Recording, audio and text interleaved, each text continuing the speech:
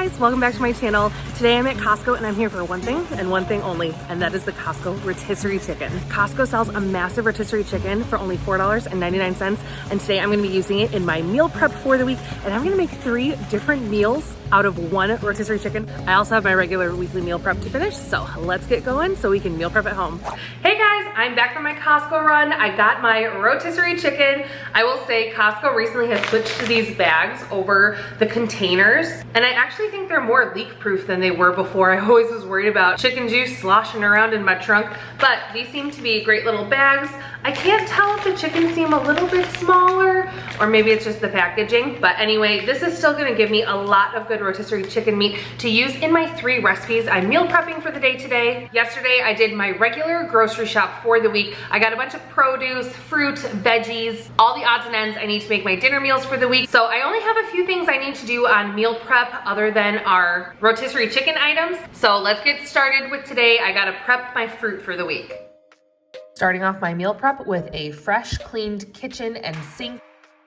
In my spray bottle, I just have some white distilled vinegar. I'm gonna spray that around my sink basin and then fill it with some cool water and about a half cup of white distilled vinegar before dropping in my strawberries for a good soak.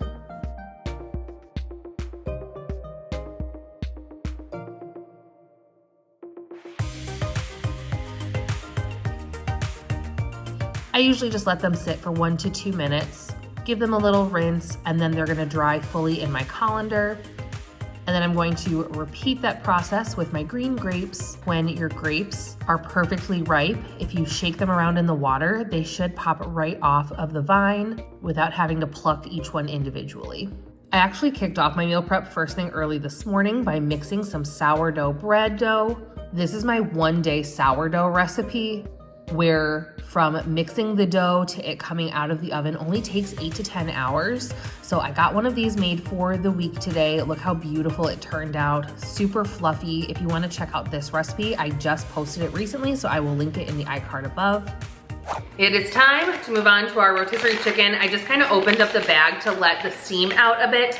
I like shredding my rotisserie chicken fresh from the store when it's still a little bit warm but not too hot to handle. Once you put it in the refrigerator, it's just a little bit harder to shred. This like falls apart if you do it straight from the store. For the rotisserie chicken, I like to break it down into dark meat and white meat, which I will be using across our 3 different recipes today. So first I'm taking off the leg and wing quarters, separating them to the side.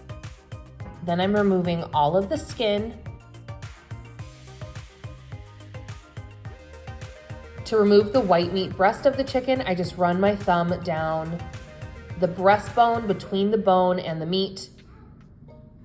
You should be able to lift the entire breast away from the bones. I make sure to get in between all the bones so you're getting all of that dark meat off of the chicken as well. But if you're up for a project, keep all of your bones and the carcass of the chicken. You can pop this into your crock pot and make a delicious homemade chicken stock by letting it slow cook with water and some aromatic vegetables and spices. I chopped through the dark meat really well just to make sure I didn't get any bones, cartilage, or skin left in my meat. And then it's time to prep our first recipe. This is ridiculously simple. I put all of my chopped dark meat in the bottom of my crock pot, along with a jar of cheese enchilada soup. This one I found at my local H-E-B. It's the Cookwell & Company brand. This soup is great on its own, but I like adding the chicken for a little bit of extra protein and texture. I'm just gonna let these cook together on low for a couple hours until it all comes up to a nice bubbly hot temp. What we're going to be doing is having this ready to go for dinner tonight, and then we'll use the leftovers as meal prep for other meals this week. Meal prep number 2 is going to be a chicken bacon ranch pasta salad. This one comes at the request of my husband. He loves having pasta salad meal prep for the week just because it's so easy to pop in a container and take to the office for lunch. My girls also love a pasta salad, so this one really appealed to the whole family. So I just cooked up a pound of farfalle bow tie style pasta noodles until a little past al dente. Then I let them just hang out in the strainer in my sink until I was ready to mix everything together and for them to cool down completely. I'm starting to realize every time I have it on my docket to film a video for you guys, it gets really dark outside in the middle of the afternoon when I typically film, and it rains. So, lights on. The mix-ins for this recipe are going to be 1 of the chicken breast sliced and cubed. I'm also weighing out my chicken for all these recipes so I can accurately calculate the calories for this meal prep. Currently, I am tracking calories and protein for my wellness journey. So once that's cut and measured, I add it to our cooled pasta. I'm also dicing half of a large red onion. I'm going to be using about 3/4 of this in this pasta salad recipe and reserving 1/4 of what I have chopped for the next meal prep. Just setting it to the side.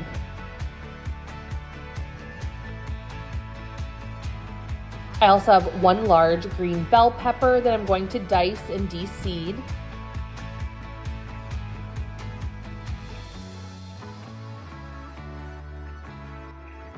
Adding that straight into my bowl with the other ingredients. And you can't have a chicken bacon ranch pasta salad without the bacon. So I crisped up 1/2 pound. Millie, did you smell the bacon? It's for the meal prep. That's for the meal prep. All right, I'll give you a little piece. You're so spoiled. Literally, so spoiled. My crisp bacon that Millie let me keep also gets a rough chop, and I'm going to reserve it to the side until after I've mixed the dressing in so it doesn't get soggy.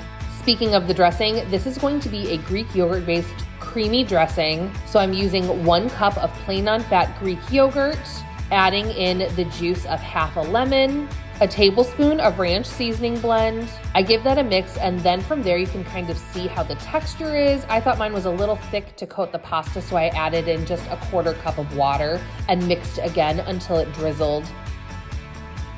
I poured the dressing on top of my pasta, chicken, and veggies, gave it a good mix, and finally crumbled in my crisp bacon bits. I went back and added some more seasoning to it, including some salt, garlic powder, and lemon pepper. A little seasoning can go a long way. Make sure to taste your food and adjust your seasoning to your preference. That's so good. All right, I'm back. I took a quick break because Nora, my 2-year-old, woke up from her nap, so I've been with her for a little bit. I got the kitchen fully cleaned and reset, so we are ready for our final rotisserie chicken meal prep. These I think I'm actually most excited for. These are gonna be some chicken pesto stuffed pita breads. This one is a recipe I actually found on TikTok, so I will link the original recipe creator in my description box along with the full recipe and recipes for all the other meals I showed you guys for today. But let's get going. I got one more to do before we are in that crazy dinner time zone for my family. We can do it. Well, luckily I've been cooking all day and everyone's just gonna get their pick of whatever of the meal preps they want for tonight as dinner. I always leave one space on my weekly meal plan as either like a leftovers night, or if I'm meal prepping, meal prep night, which means take your pick as long as it's already made.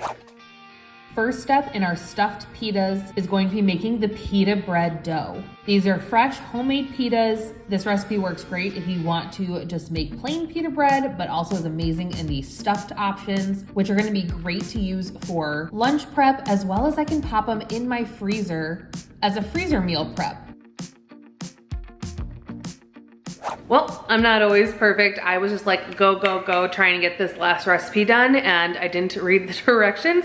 And I put all of the ingredients for making the pita bread in my mixer, but I skipped the step of blooming the yeast, which just means I should have put the dry active yeast into the warmed water and milk mixture with the honey so it could get frothy and active. So I guess we're just gonna hope this works. Close it up, lock it, and mix it up.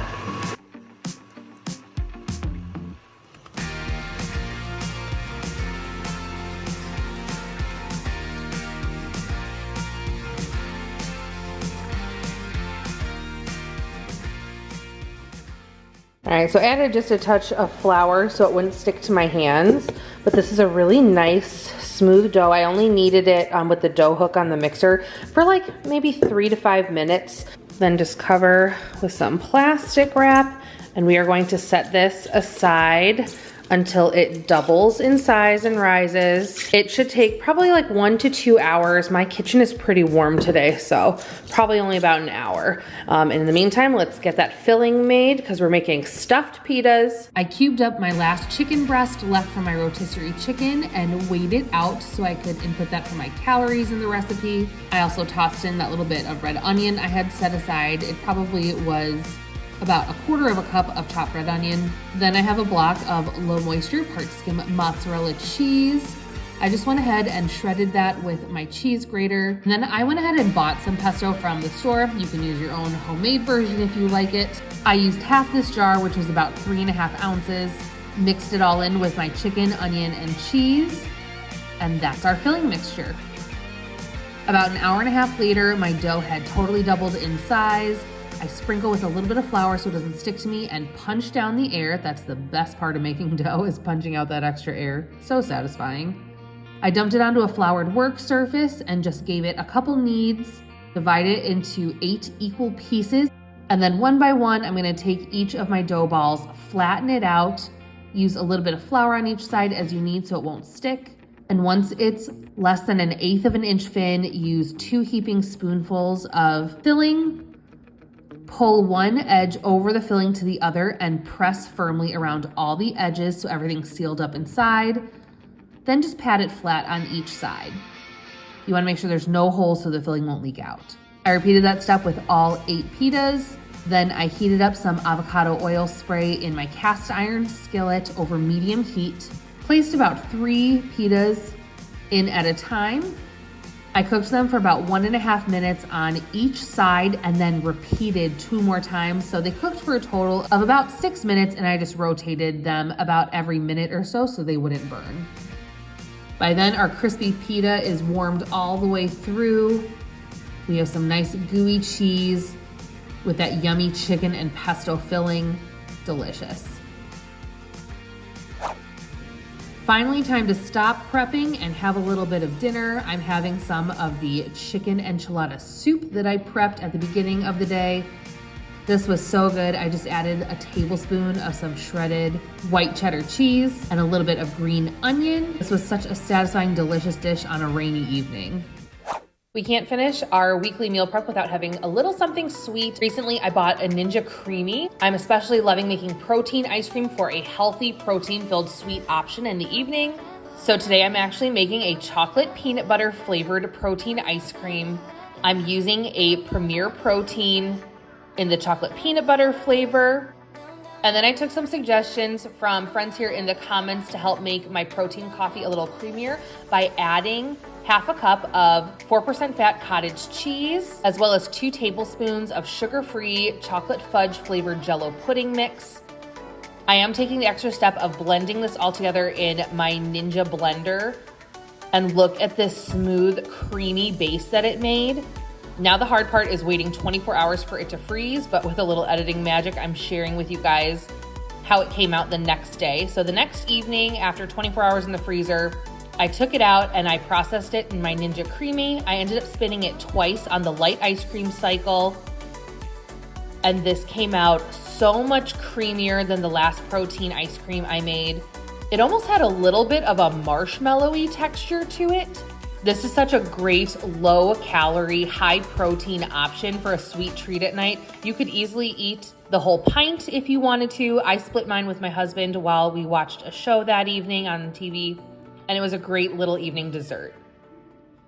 Okay, I'm through with yet another round of dish cleaning. We got a lot done today. I have so much meal prep for the family this week. We have our chicken enchilada soup, our bacon chicken ranch pasta salad, as well as those delicious cheesy pesto chicken stuffed pitas. We even made sure to have a little bit of sweet treat ice cream prepped in the freezer for our new Ninja Creami. I'll have more of those recipes and how-to videos coming out soon. Anyway, our weather's kind of taking a turn for it. We're watching the news for tornado warnings and watches. So we're gonna go focus on that. I'm glad meal prep is done. I hope you guys are having a safe and nice night. Please subscribe if you haven't yet. Hit that like button if you enjoyed today's meal prep video, and until next time, bye.